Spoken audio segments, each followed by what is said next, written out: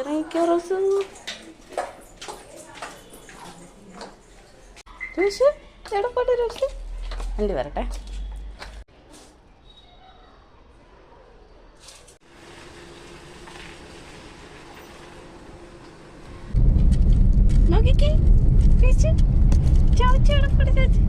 അപ്പം ഇന്ന് ഞായറാഴ്ചയായിട്ട് നമ്മൾ നമ്മുടെ കൂടെ ജോലി ചെയ്യുന്ന ഒരു ചേട്ടൻ്റെ മോടെ മെച്യൂർ ഫംഗ്ഷന് വേണ്ടിയിട്ട് നമ്മൾ പോവാണ്. എന്താ പറയുക, അപ്പം ഞായറാഴ്ചയായിട്ട് രാവിലെ തന്നെ നമ്മൾ ഇറങ്ങി. രാവിലെ എന്ന് പറയുമ്പോഴത്തേക്ക് ഒരു 11 മണിയൊക്കെയായി കാണും. അപ്പോൾ നമ്മൾ പോയി അങ്ങനെ നമ്മൾ റോസുവിനെ കൊണ്ടാക്കി. നമ്മൾ പിന്നെ വണ്ടി ജസ്റ്റ് ഒന്ന് കഴുകിയിട്ടു. എന്ന് വെച്ചാൽ കുറേ നാളെയിൽ എടുത്തിട്ട് അപ്പോൾ പൊടിയെല്ലാം അടിച്ചിരിക്കുകയാണ്. ഇത് കണ്ട, ഇവിടെ ഓട്ടോ കണ്ട, ഒരു ഓട്ടോയിൽ മിനിമം ഒരു 10, 20, 25 പേരെങ്കിലും കയറും. ഇവിടെ നമ്മുടെ അവിടുത്തെ കൂട്ട് പെറ്റിയോ കാര്യങ്ങളോ ഒന്നും തന്നെ ഇല്ല. ഇങ്ങനെ എന്താ പറയുക, ആൾക്കാർ കയറി പോകുന്നതിൽ ഒരു പ്രശ്നമില്ല. എന്നതിനേലും കുഞ്ഞു പിള്ളേർ വരെ അങ്ങനെ പോകും കേട്ടോ.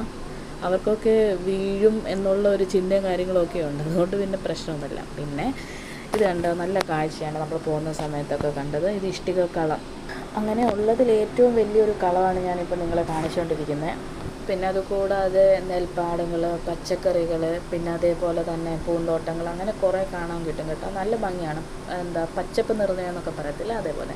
പിന്നെ ഇതാ ഞങ്ങൾ ഇനിയും കുറച്ചുകൂടെ ഉള്ളൂ, ഏകദേശം നമ്മൾ ആ വീടെത്തി. അപ്പോൾ എന്താ, നമ്മൾ ഈ മോഡെ ഫംഗ്ഷന് വേണ്ടിയിട്ടാണ് നമ്മളിവിടെ വന്നേക്കുന്നത്.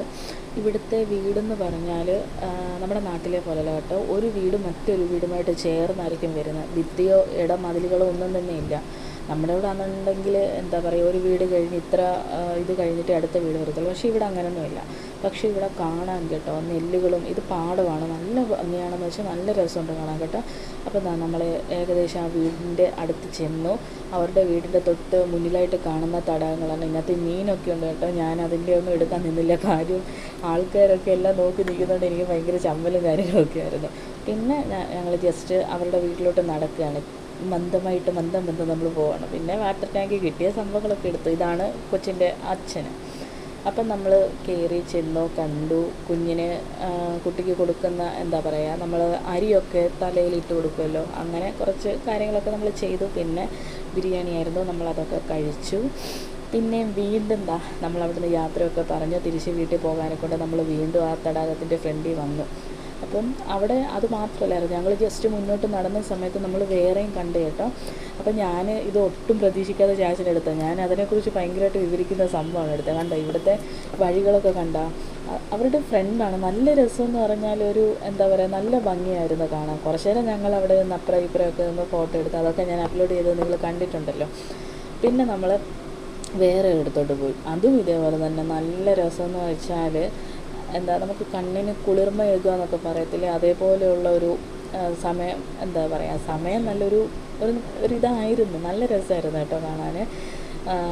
പിന്നെ ഞങ്ങളതെല്ലാം നോക്കി കുറേ നേരം അവിടെ ഇരുന്നു കേട്ടോ. കുറേ നേരം എന്ന് വെച്ചാൽ എത്ര നേരം ഇരുന്നെന്ന് പോലും പറയാൻ പറ്റില്ല. പിന്നെ എന്താ പറയുക, അവിടുത്തെ കാര്യങ്ങളൊക്കെ കണ്ടു കേട്ട് നമ്മൾ പിന്നെ തിരിച്ച് വീട്ടിലോട്ട് വരികയാണ്. വരുന്ന വഴിക്ക് ഇവിടെ ഒരു അപ്പാപ്പ പശുവൊക്കെ ആയിട്ട് വന്ന് നിന്ന്. അപ്പം അവിടെ നിന്നൊരു ചേച്ചി ഇങ്ങനെ കാണിക്കുന്നു അപ്പാപ്പനെ, വീഡിയോ എടുക്കുക എന്നൊക്കെ പറഞ്ഞുകൊണ്ട്. പിന്നെ ഇത് തെനയാണ് കേട്ടോ. ഞങ്ങൾക്ക് ആദ്യം ഡൗട്ട് ഉണ്ടായിരുന്നു. അങ്ങോട്ട് പോകുന്ന സമയത്ത് ഇത് കണ്ടായിരുന്നു.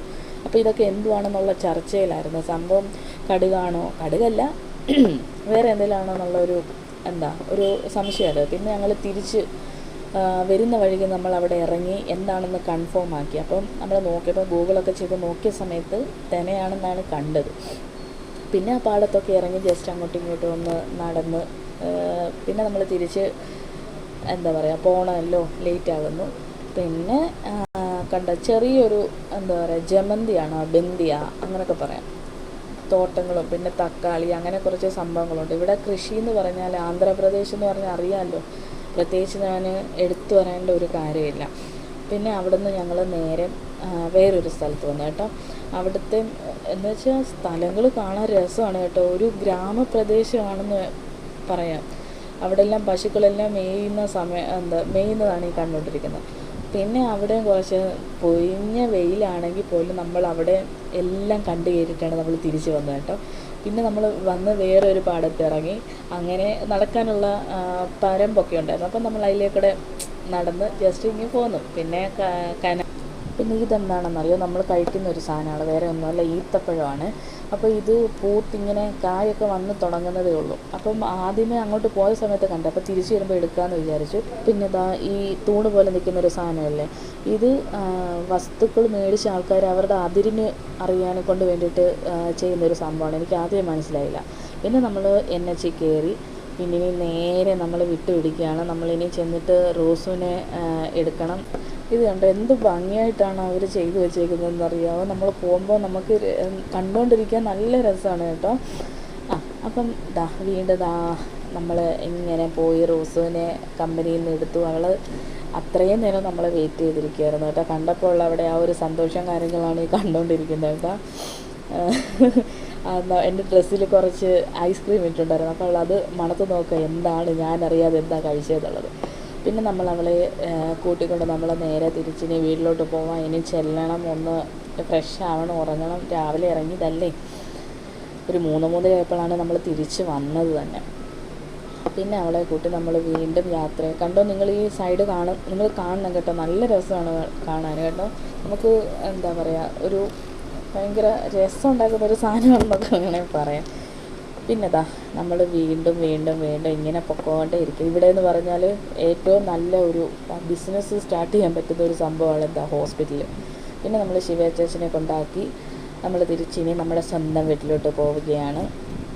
ഇനിയിപ്പോൾ ചെല്ലണം, മുമ്പ് പറഞ്ഞ പോലെ ഒന്ന് ഫ്രഷ് ആവണം. പിന്നെ പോകുന്ന വഴിക്ക് 2 പെപ്സിയും കൂടെ എടുത്തു. ബിരിയാണിയൊക്കെ കഴിച്ചല്ലേ എന്ന് വിചാരിച്ചു, മേടിച്ചു. വീട്ടിൽ വന്നു. ഇനിയും ഓക്കെ, വേറെ ഒന്നുമില്ല. അപ്പോൾ ഇത്രയേ ഉള്ളൂ. Okay, Tata, bye bye.